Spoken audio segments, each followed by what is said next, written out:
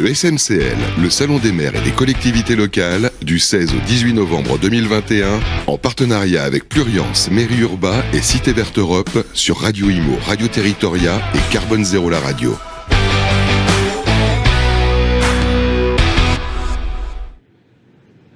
Bonjour à tous et bienvenue, je suis ravi d'être avec vous aujourd'hui sur Radio Carbone Zéro. Je suis en compagnie de messieurs Frédéric Piedfort, directeur marché municipal chez Xylem, et de monsieur Ludovic Thierry, qui est responsable régional Île-de-France. Messieurs, bonjour. Bonjour. Est-ce que vous pouvez en quelques mots nous présenter Xylem pour les gens qui ne vous connaissent pas? Oui, bien sûr. Donc Xylem est un acteur majeur dans le domaine de l'eau, dans les technologies de l'eau.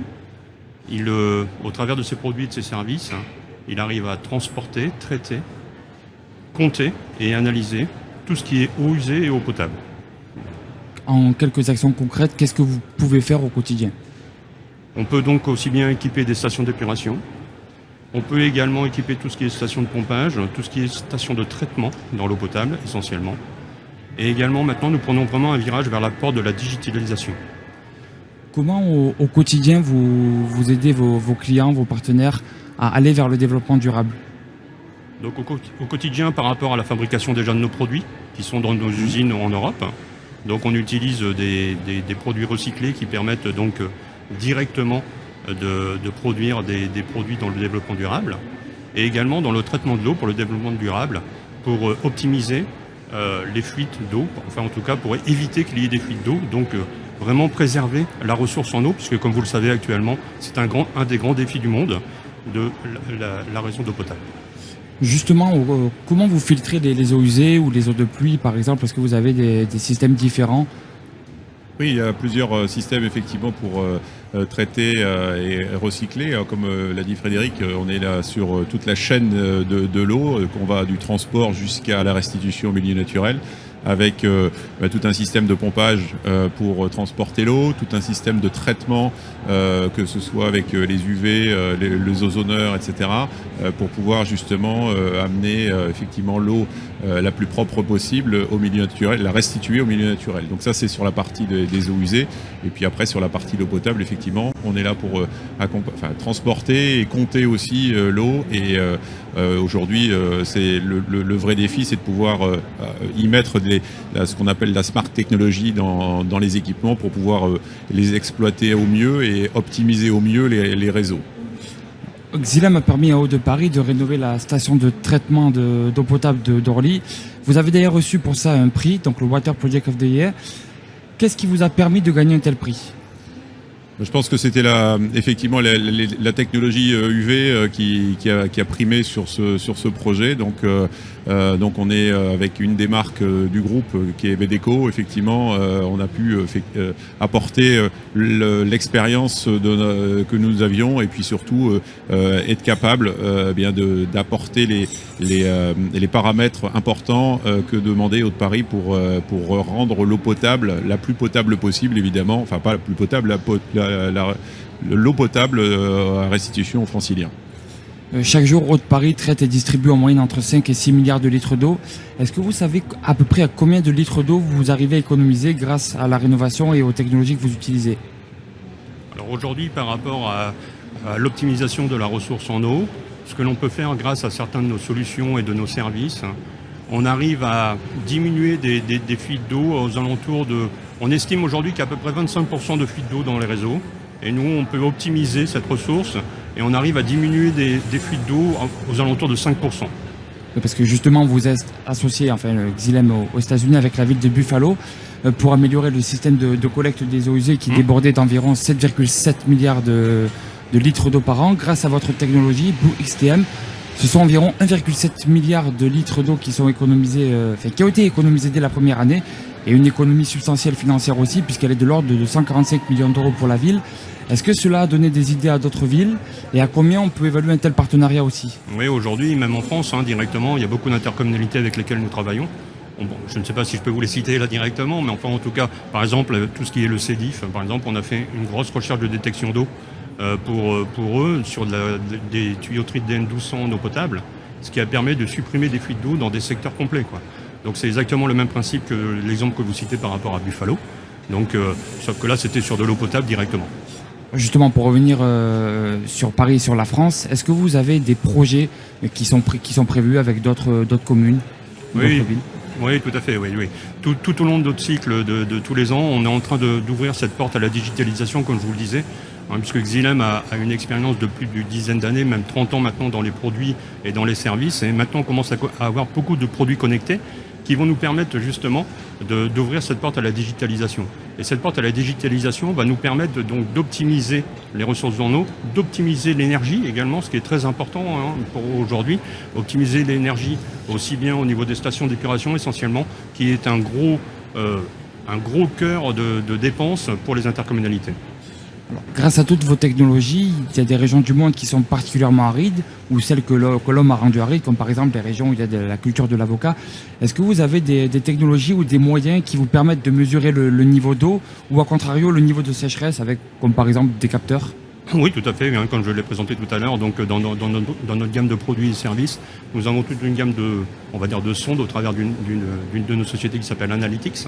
Et on peut aller mesurer aussi bien la qualité que les quantités d'eau directement. Et on peut également, au travers d'une autre marque, Sensus, pour les compteurs, comptabiliser justement tous les efforts que l'on peut faire par rapport à l'amener d'eau ou au retour d'eau, par exemple. Alors, ça se mesure comment ? Est-ce que vous avez des exemples concrets à nous donner ? Oui, ça se mesure tout simplement en mettant les sondes ou les compteurs sur les réseaux directement. Et donc après, elles sont analysées, envoyées, donc, comme je vous disais, bien évidemment dans des algorithmes qui nous permettent de ressortir toutes ces valeurs et donc de s'améliorer par la suite. Alors, on vit dans un monde qui est depuis quelques mois traumatisé, si je puis dire, par la crise du Covid. Est-ce que le Covid a changé vos manières de penser, a changé votre rapport à l'eau ou la manière dont vous traitez éventuellement les eaux usées ?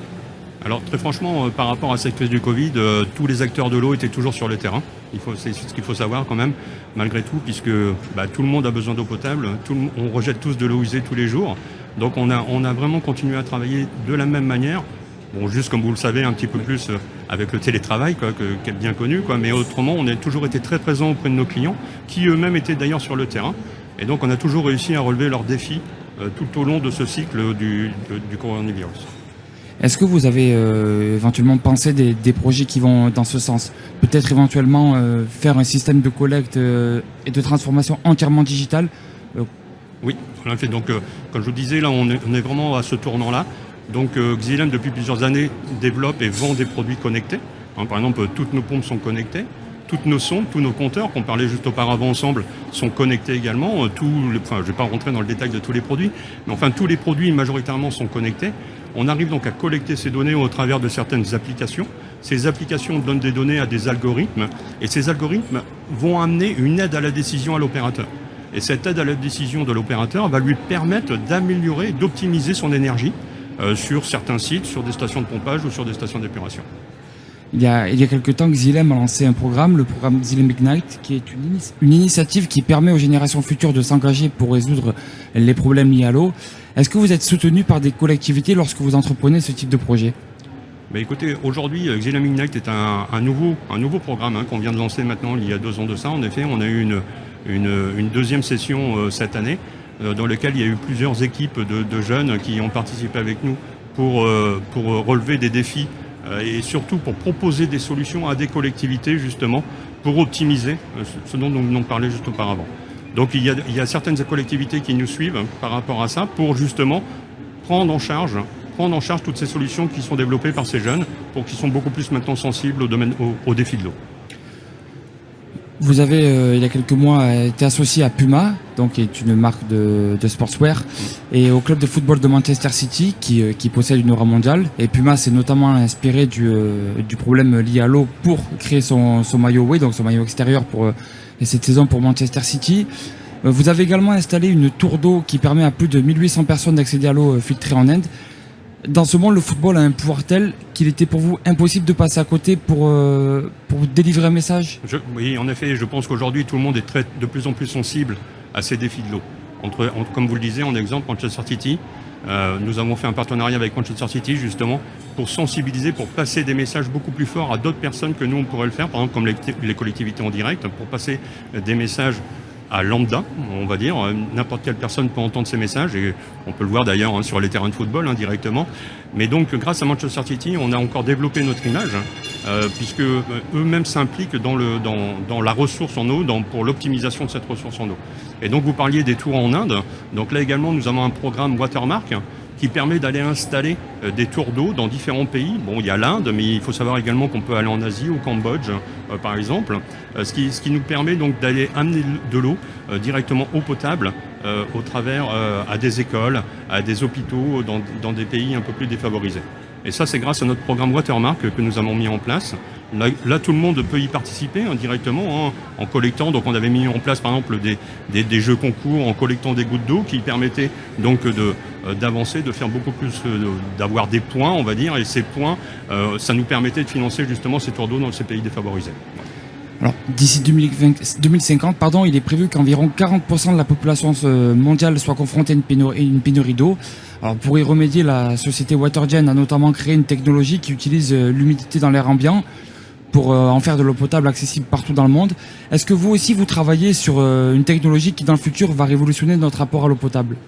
À ce jour, la technologie vraiment qui apporterait la plus de révolution, nous, c'est vraiment pour optimiser, pour éviter d'avoir des fuites, d'éviter d'avoir des pertes d'eau. Puisque une fois que vous avez collecté l'eau, une fois que vous l'avez créée, une fois que vous l'avez potabilisée, l'objectif principal, c'est de donner 100% de cette eau à n'importe qui, n'importe où dans le monde. Si aujourd'hui vous avez des fuites entre deux, tous les efforts que vous avez faits auparavant sont perdus malheureusement. Donc Xylem s'est vraiment concentré pour optimiser, pour éviter le maximum de fuites, ou tout du moins notre ambition est de diminuer les fuites, puisqu'on part vraiment de très loin, comme je vous le disais tout à l'heure, 25% de l'eau potabilisée est perdue dans le monde. Donc automatiquement, c'est très important pour nous et on se concentre vraiment sur cet effort-là. Mais disons que l'eau qui est perdue, entre guillemets, est concentrée dans les mêmes régions du monde, à savoir en général l'Europe de l'Ouest ou les États-Unis ou des pays en tout cas développés. La chose sur laquelle je voulais vous faire accès plus principalement, c'est est-ce que dans des régions du tiers-monde, on pourra avoir accès à de l'eau sans être obligé, par exemple, d'aller chercher dans un puits ou de faire des kilomètres pour avoir de l'eau. Oui. Est-ce que grâce à des machines comme celle-ci, par exemple, on pourra avoir de l'eau à disposition très facilement? Alors, chez Xylem, il n'y a pas aujourd'hui de programme et de projet par rapport à ce principe-là. Mais en effet, il existe au travers de certains de sociétés qui sont en train de développer pour récupérer les eaux de pluie, par exemple, pour aller désaliniser toutes les pluies, pour aller réutiliser l'eau également. C'est un point très important, la reuse, on en entend de plus en plus parler, même en Europe d'ailleurs, par rapport au programme européen. On entend parler de plus en plus de la reuse de l'eau, aussi bien par rapport à l'agriculture. Par exemple, si je cite un exemple sur la France, mais c'est exactement la même chose si on part en Afrique par rapport à l'agriculture. Si on peut réutiliser l'eau qui a permis de drainer toutes les cultures et de les réinjecter directement et de les potabiliser pour le donner, par exemple, aux habitants, je pense que notre défi, notre pari sera gagné par rapport à ça. Écoutez, c'est parfait. Je vous remercie, messieurs. C'est un plaisir de vous recevoir et on se retrouve sur ce salon pour de prochaines interviews. Merci beaucoup, Julien. Merci. Le SMCL, le Salon des maires et des collectivités locales, du 16 au 18 novembre 2021, en partenariat avec Pluriance, Mairie Urbain et Cité Verte Europe, sur Radio Imo, Radio Territoria et Carbone Zéro la radio.